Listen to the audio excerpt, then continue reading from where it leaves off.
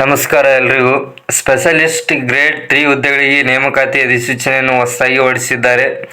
ಇದು ಯಾವ ತರಹದ ಅಧಿಸೂಚನೆ ಎಲ್ಲದರ ಬಗ್ಗೆ ಸಂಪೂರ್ಣವಾಗಿ ತಿಳಿಸಿಕೊಡ್ತೇನೆ. ಈ ಅಧಿಸೂಚನೆಯಲ್ಲಿ ಏನೇನು ಒಳಗೊಂಡಿರುತ್ತದೆ ಎಲ್ಲದರ ಬಗ್ಗೆ ತಿಳಿಸಿಕೊಡ್ತೇನೆ. ಮತ್ತು ಈ ಹುದ್ದೆಗಳಿಗೆ ಯಾವ ರೀತಿಯಾಗಿ ಅರ್ಜಿಗಳನ್ನು ಸಲ್ಲಿಸಬಹುದು, ಮತ್ತು ಎಷ್ಟು ವಯೋಮಿತಿ ಹೊಂದಿರಬೇಕು, ಇದಕ್ಕೆ ಯಾವ ವಿದ್ಯಾರ್ಥಿ ಹೊಂದಿರಬೇಕು, ಇದಕ್ಕೆ ಮಾಸಿಕವಾಗಿ ಎಷ್ಟು ವೇತನವನ್ನು ನೀಡಲಾಗುತ್ತದೆ, ಮತ್ತು ಇದನ್ನು ಯಾವ ರೀತಿಯಾಗಿ ಆಯ್ಕೆ ಮಾಡಿಕೊಳ್ಳಲಾಗುತ್ತದೆ, ಸಂಪೂರ್ಣವಾದಂಥ ಮಾಹಿತಿ ಈ ವಿಡಿಯೋದಲ್ಲಿ ತಿಳಿಸಿಕೊಡ್ತೇನೆ.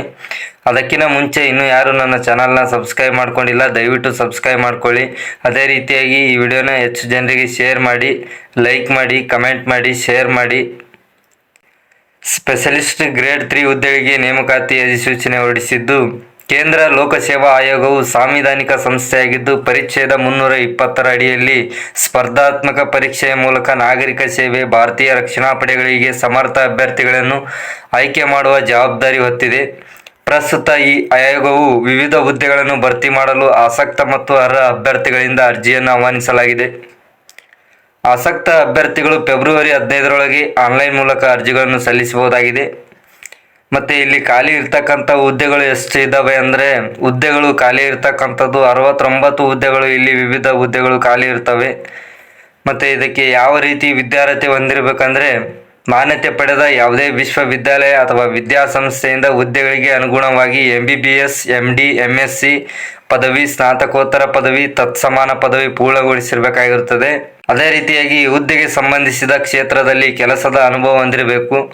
ಮತ್ತು ಈ ಹುದ್ದೆಗೆ ಯಾವ ರೀತಿಯಾಗಿ ಆಯ್ಕೆ ಮಾಡಿಕೊಳ್ಳಲಾಗುತ್ತದೆ ಅಂದರೆ, ಅಭ್ಯರ್ಥಿಗಳನ್ನು ಯಾವ ರೀತಿಯಾಗಿ ಈ ಹುದ್ದೆಗೆ ಆಯ್ಕೆ ಮಾಡಿಕೊಳ್ತಾರೆ ಅಂದರೆ, ಅಭ್ಯರ್ಥಿಗಳಿಗೆ ಲಿಖಿತ ಪರೀಕ್ಷೆ ಮತ್ತು ಸಂದರ್ಶನ ನಡೆಸುವ ಮೂಲಕ ಹುದ್ದೆಗೆ ಅಭ್ಯರ್ಥಿಗಳನ್ನು ಆಯ್ಕೆ ಮಾಡಿಕೊಳ್ತಾರೆ.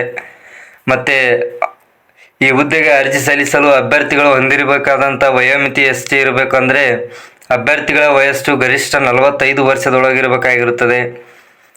ಹಾಗೆ SC ST ಅಭ್ಯರ್ಥಿಗಳಿಗೆ 5 ವರ್ಷ, OBC ಅಭ್ಯರ್ಥಿಗಳಿಗೆ 3 ವರ್ಷ, PWD ಅಭ್ಯರ್ಥಿಗಳಿಗೆ 10 ವರ್ಷ ವಯಸ್ಸಳ್ಳಿಕೆ ಅನ್ವಯವಾಗಲಿದೆ. ಅದೇ ರೀತಿಯಾಗಿ ಆಯೋಗದ ನಿಯಮಾನುಸಾರ ಅಭ್ಯರ್ಥಿಗಳಿಗೆ ವೇತನವನ್ನು ನಿಗದಿಪಡಿಸಲಾಗಿದೆ. ಮತ್ತು ಈ ಹುದ್ದೆಗೆ ಅರ್ಜಿಗಳನ್ನು ಸಲ್ಲಿಸಲು ಅರ್ಜಿ ಶುಲ್ಕ ಪಾವತಿಸಬೇಕಾಗುತ್ತದೆ. ಅದು ಎಷ್ಟು ಅರ್ಜಿ ಶುಲ್ಕ ಪಾವತಿಸಬೇಕಂದ್ರೆ, SC ST PWD ಮತ್ತು ಮಹಿಳಾ ಅಭ್ಯರ್ಥಿಗಳಿಗೆ ಯಾವುದೇ ರೀತಿಯಾದಂಥ ಶುಲ್ಕವಿರುವುದಿಲ್ಲ ಇಲ್ಲಿ.